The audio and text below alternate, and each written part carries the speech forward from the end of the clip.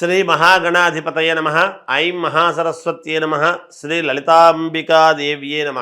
ఉగాది పండుగ సందర్భముగా కొత్త సంవత్సరము ద్వాదశ రాసుల వాళ్లకు ఎలా ఉండబోతూ ఉన్నది, ఈ 12 రాసుల వాళ్లకు కూడా ఎటువంటి ఉపయోగాలు ఉన్నాయి, మేలు జరుగుతుంది. ఈ విశ్వావసునామ సంవత్సరము క్రోధీనామ సంవత్సరం అనేటువంటిది అయిపోయి ఇప్పుడు విశ్వావసు అనేటువంటి పేరుతో కొత్త సంవత్సరము ప్రారంభమవుతూ ఉన్నది. కనుక ఎప్పుడు ప్రారంభమవుతుంది అంటే ఆదివారం రోజు ఉగాది పండుగ అయినది. చూడండి, ఆదివారము అయ్యింది అంటే ఎప్పుడైనా మనకేమిటి అంటే ఏ వారం అయితే అవుతుందో ఆ వారానికి అధిపతి రాజు అవుతాడు. అందువలన సూర్యుడు రాజు అయినాడు ఈసారి. ఇక్కడ సూర్యుడు రాజైనాడు అని అనంగానే ప్రతి వాళ్ళ జీవితంలో కూడా రవి అంటే సూర్యుడు ఉన్నతమైనటువంటి స్థితిలో ఎవరెవరి జాతకాల్లో అయితే ఉంటాడో వాళ్లకు అద్భుతమైనటువంటి ప్రకాశాన్ని ఇస్తాడు, ఆరోగ్యాన్ని ఇస్తాడు. మామూలుగా గ్రహాలకు రాజు రవి మనకు తెలిసినటువంటిదే.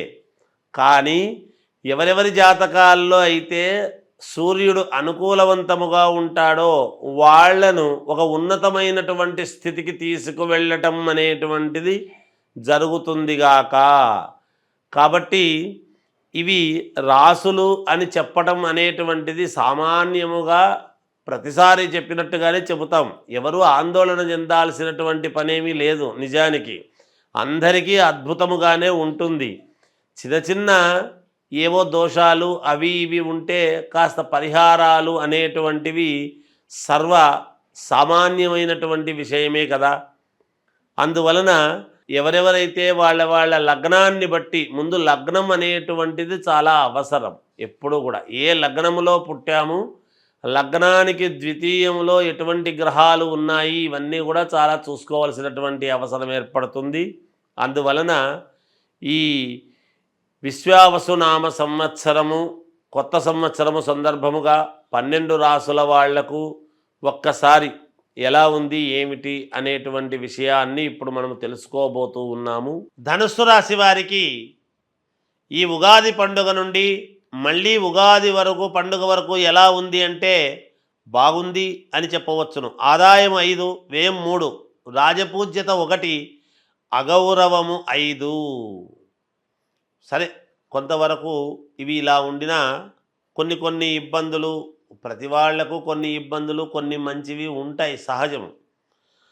శని ప్రభావము అనేటువంటి దాని వలన కొంచెము కుటుంబ సమస్యలు అనేటువంటివి ఉంటాయి.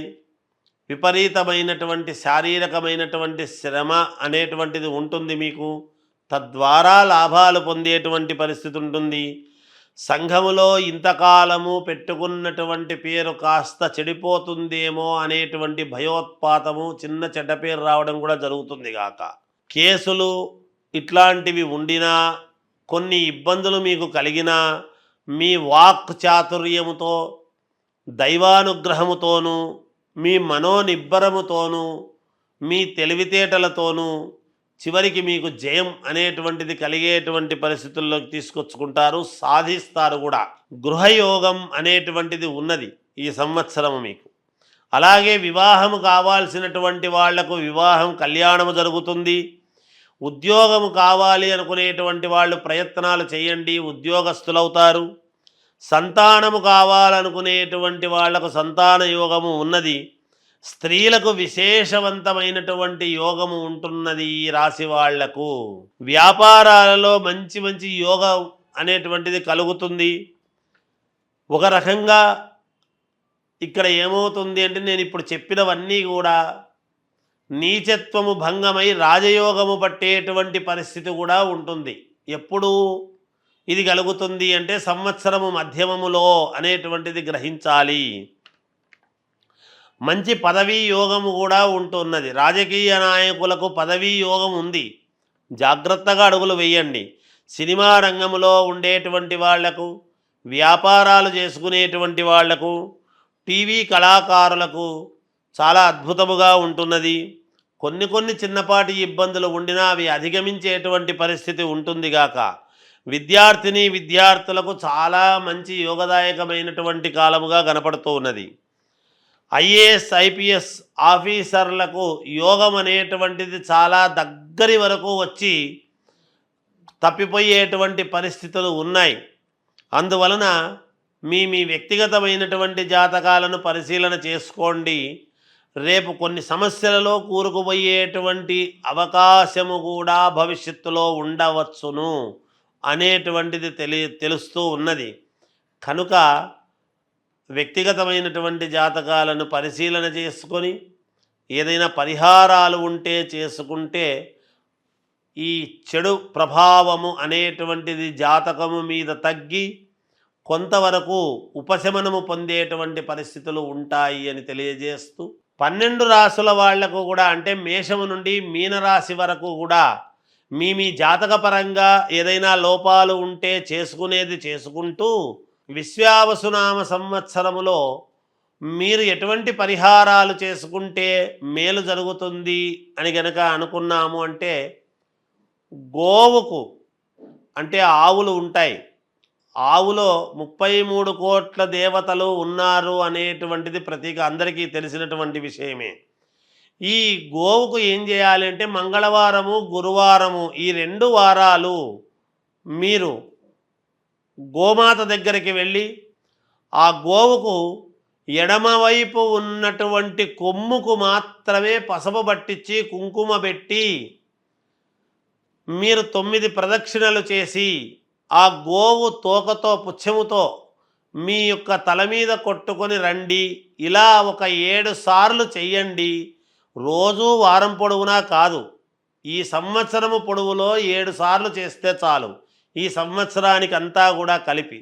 లేదా ఈ ఉగాది పండుగ అయిన నెలలోనే 7 సార్లు చేసుకున్నారు అంటే కూడా సంవత్సరం అంతా పని చేస్తుంది.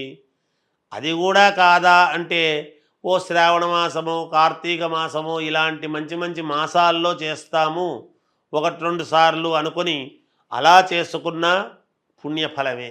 ఏది ఏమైనా ఈ సంవత్సరములో ఒక 7 సార్లు అయితే గోవును మీరు సందర్శించి 9 ప్రదక్షిణలు చేసి ఆ గోవు ఎడమ కొమ్ముకు అంటే మనము నిలబడినటువంటి చోట కుడి చేత్తో ముట్టుకుంటే దానికి ఎడమదవుతుంది. అటువంటి ఎడమ కొమ్ముకు మాత్రము పసుపు పట్టించి కుంకుమ పెట్టి ఏదైనా తోటకూర లాంటిదో పళ్ళో లేదా ధాన్యం అంటే బియ్యము కాకుండా జొన్నలు కానీ ఇలాంటివి లేదా అలసందలు కానీ ఇలాంటివి ఏవో ఉంటాయి కొంచెం, అలాంటివి ఏవి పెట్టినా పుణ్యప్రదమే అవుతుంది, మీకు మేలు జరుగుతుంది, చాలా వరకు పరిహారము జరుగుతుంది అని తెలియజేస్తూ జయోస్తు.